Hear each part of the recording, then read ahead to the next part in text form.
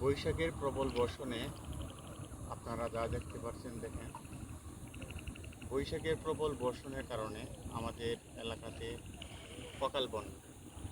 এই যে হাজার হাজার মেট্রিক টন ধানের ক্ষেত দেখতে পাচ্ছেন, এগুলো এখন হয়তো আর কিছুদিনের মধ্যেই কৃষকরা তারা মাড়াই করে গড়ে তুলত নতুন ধান।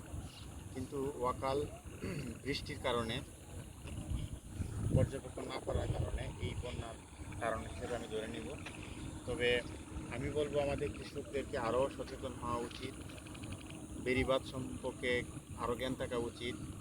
আমাদের ক্ষেত রোপণের পূর্বেই আমাদের বেড়িবাঁধের সঠিক পর্যবেক্ষণ করা উচিত। বেড়িবাঁধগুলো যাতে সবচেয়ে বেশি ভালো থাকে রক্ষণাবেক্ষণ করা উচিত। বেড়িবাঁধের পাশে বৃক্ষরোপণ করা উচিত, এতে করে বেড়িবাঁধগুলো সহজে নষ্ট হয় না এবং কৃষি জমিগুলো অনেক ভালো থাকে।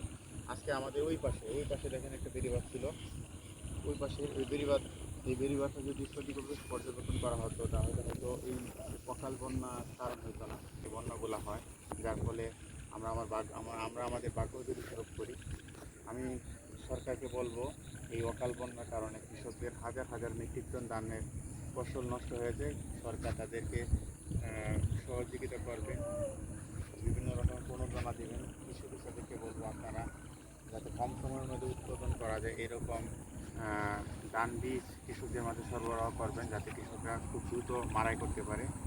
এটাই সবচেয়ে বড় কথা। আর কৃষকরা আমাদের আরও বেশি সচেতন হওয়া দরকার।